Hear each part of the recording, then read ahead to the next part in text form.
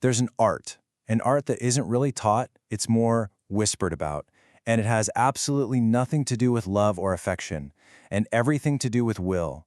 We're not talking about being charming or romantic or making a real connection here, no. We are talking about seduction in its purest and frankly its most dangerous form. What you're about to hear in this explainer, it's a warning. We're going to dive into a kind of forbidden knowledge, a set of laws designed to completely seize another person's desire. But as you're about to see, this kind of power is a poison chalice. Let's get into it. This quote, it really cuts right to the heart of the whole thing, doesn't it? This isn't a game. The source material is crystal clear. The ability to bend someone's will to your own, to make them literally ache for you, well, that's a power that corrupts. Absolutely. It's saying that every single calculated move, every carefully chosen word, every moment you withhold something, it's a transaction. And the price? The price is potentially your very self, your soul. The warning is right there from the very beginning. If you wield these laws, you're not just risking their soul, you're risking your own. So, the seducer's dark promise. It sounds tempting, right? The promise of seizing someone's desire, of making yourself the absolute center of their universe. But as we're about to unpack, it's a promise that's built on a completely rotten foundation. It's a path of manipulation that, well, it only leads one place: self-destruction. So, let's be perfectly clear about what we're doing here.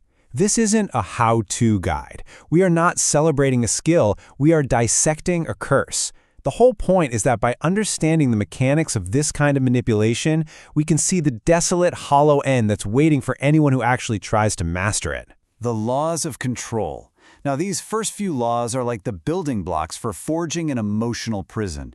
But here's the crucial part, the part everyone misses. These chains? They bind the jailer just as tightly as they bind the prisoner. This is all about distorting reality and total emotional dominance. The sheer genius and the horror of this first law is right there in the name, the poisoned candy. It sounds sweet, right? Harmless. But this isn't about real honesty. The source calls it surgical vulnerability. It's a tiny, sweet piece of truth that's been laced with the poison of a much, much bigger lie. The whole goal is to slip past a person's rational mind, to make them think they're getting something real and special, when in reality, it's the most calculated move in the entire playbook. So how does this trap actually work? Well, first, you offer up a piece of vulnerability, but it's a calculated one. Not a real messy, complicated secret, but a polished one. You say something like, "Wow, I'm usually so guarded. I don't know why I'm telling you this." And boom, you create an instant illusion of intimacy.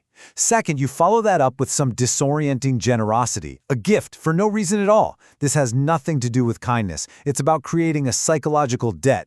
And third, these two moves together make the target feel uniquely chosen. They start thinking, they're being real with me. They must see something special in me. And just like that, their defenses don't just get lower, they completely crumble. This is the perfect way to describe the deception.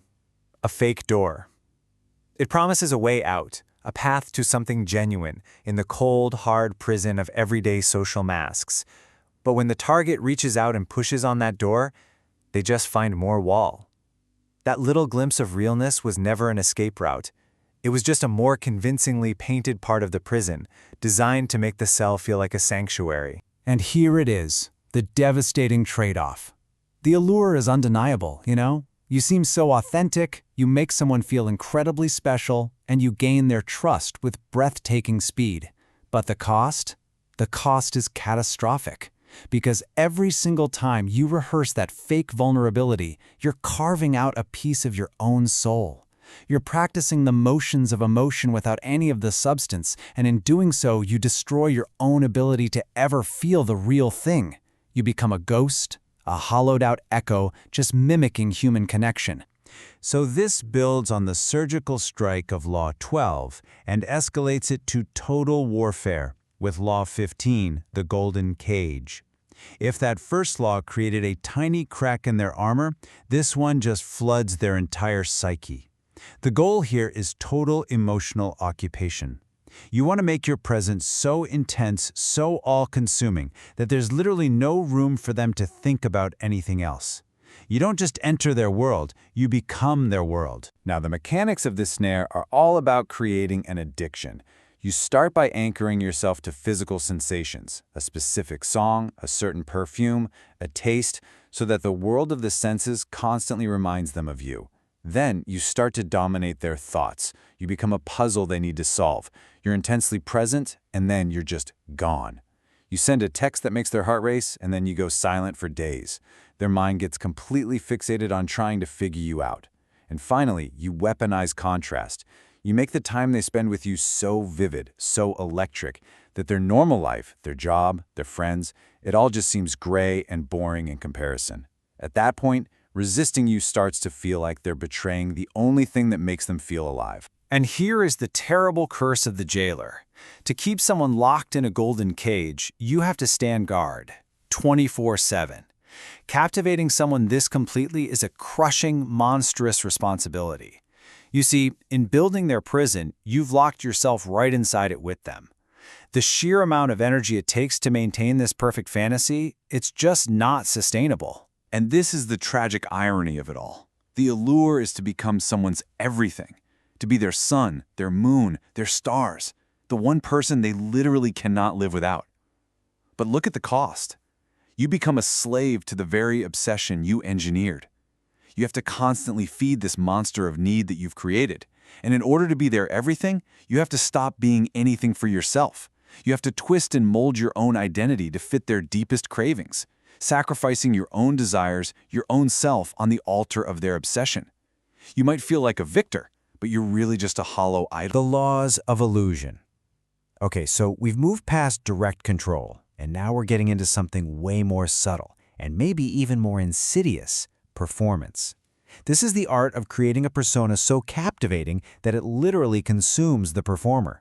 This is where the seducer truly starts to disappear inside their own creation. This law is built on a really powerful psychological truth. We just don't value things that are handed to us. We value what we have to work for, what we have to chase. Being direct is easy to dismiss, but ambiguity is magnetic. So this law commands you to stop stating things clearly. You have to become a walking suggestion, a living question mark. You never ever say what you want or what you feel directly. Instead, you create this blank space, and you let the target project all of their own hopes and dreams and desires onto you. They think they're chasing you, but they're not. They're chasing a ghost that they've created in your image. So how do you build this mirage? It starts by mastering the artful dodge. When they ask you a direct question like, "Do you like me?" you don't answer. You respond with a metaphor, something like, "What a dangerous thing to know for certain." Or you tell these incredible stories, but you always leave out the emotional core, the punchline, forcing them to fill in the blank. You cultivate these slight inconsistencies. One moment you're deeply engaged, the next you're thoughtful and distant. All of this creates a labyrinth that they feel compelled to explore, and they invest more and more of their own emotional energy into just trying to solve the puzzle of you. You feast on dust.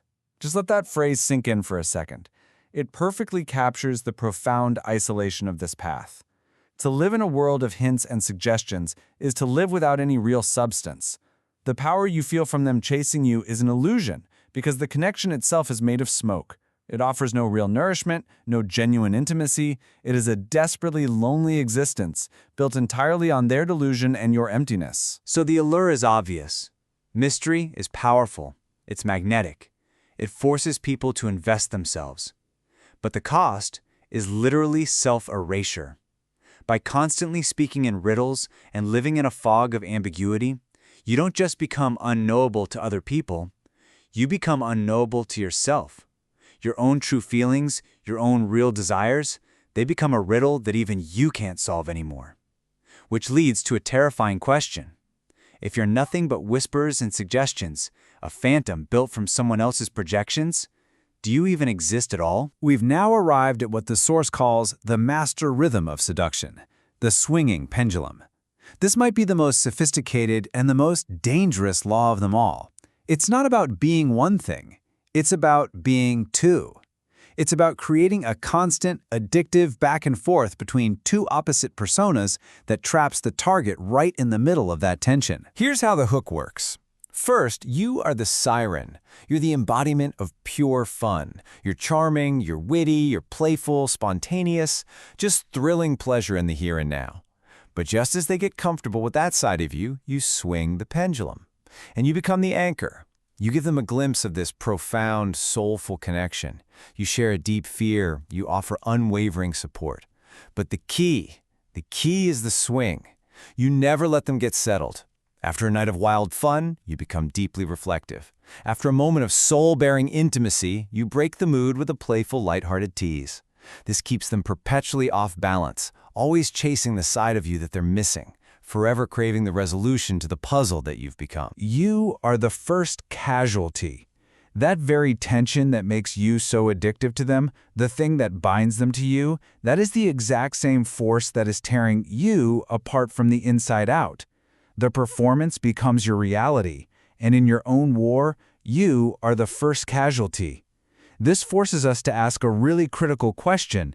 Is this mastery, or is it spiritual suicide? The allure here is immense. The tension you create is an incredibly powerful, addictive force. But the cost? Well, the cost is the ultimate price. This isn't just putting on a mask. According to the source, this is consciously fracturing your own soul. You are creating an internal war between these two personas, and in that war, both sides lose. And what's left when the performance is finally over? Nothing. A void where a self used to be. This is the final, most destructive act of all, deliberate self-annihilation. So we arrive at the inevitable curse.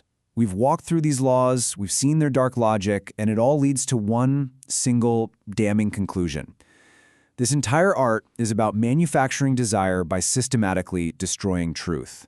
And not just for them, but for yourself. So let's just recap these 4 paths to self-annihilation.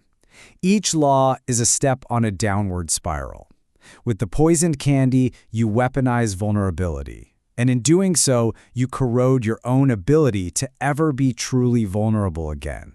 With the golden cage, you demand total occupation of their mind, only to become a prisoner yourself, enslaved to the very need you created.